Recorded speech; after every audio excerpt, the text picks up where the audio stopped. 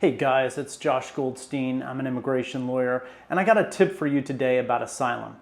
Here's what I want to tell you. There is one thing you should never ever do if you're going to apply for asylum, okay? And here's what it is.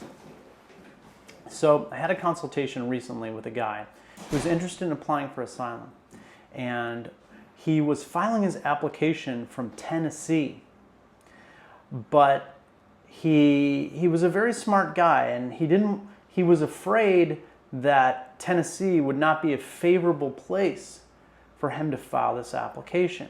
And he was thinking that it would be better if he filed the application somewhere else, like California, or maybe Boston or New York. Maybe he would have a better chance of getting approved. And I think he's possibly right. This is called forum shopping, and I'm a big fan of forum shopping. Asylum cases and immigration law is treated differently in different parts of the country. So we have in the US, we have different federal circuits. And if you're in the Ninth Circuit, then your case has more favorable law. And if you're in the Fifth Circuit or the 11th Circuit, then that's less favorable. And there are certain immigration courts that have a notorious reputation when it comes to denying asylum applications. For example, Atlanta, Georgia, Raleigh, North Carolina. If you're applying for asylum and you're in immigration court in one of those cities, your chances of winning are very, very small. So I think it makes sense to pursue your case somewhere where you have a better chance of winning. But here's the mistake, and this is where it went wrong. This guy was going to school in Nashville, but he wanted to file his application for asylum using an address in San Francisco, where he thought his case would be received more favorably, and I probably agree with him. So instead of moving to San Francisco, filing his application in San Francisco so that the San Francisco Asylum Office would have jurisdiction over his case, and the Ninth Circuit's favorable case law would apply to him, what he wanted to do is use his buddy's address. He had a friend in San Francisco, so why not just put his friend's address on the application as if it were his own, and then he could apply for asylum in San Francisco. It makes perfect sense. It seemed easy to him, but this would be a tragic mistake.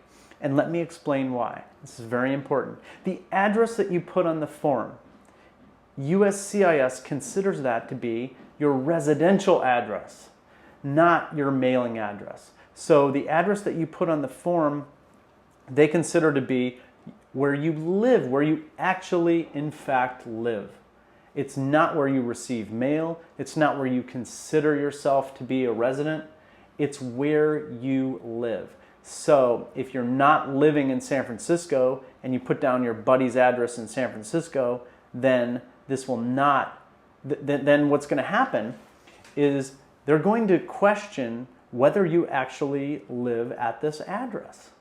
And if you go into your asylum interview and you swear, you have to give statements under oath. You have to take an oath to tell the truth. And you go in there and you lie and you say that you live in San Francisco when in fact you don't live in San Francisco, then you have messed up big time.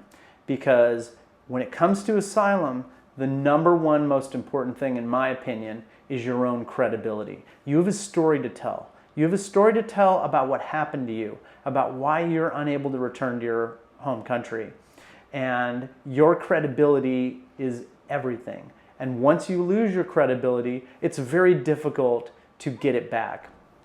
So if you go into the interview and you claim that you're living at an address where you're not living, then if USCIS discovers this, your credibility is shot, because if you lied about that, what else did you lie about? And so I think it would be a very short-sighted and unethical for him to falsely claim to live at an address where he's not living. It's a bad idea. I'm a huge fan of forum shopping. I think his chances of getting approved are better. Your chances of getting approved are better if you live in California than if you live in North Carolina, for example. But To take advantage of a favorable forum, you have to live at that address. You have to actually live there. So that's my tip. I hope you found it helpful. If you have questions about it, please put it in the comments below or send me a message. Thank you so much.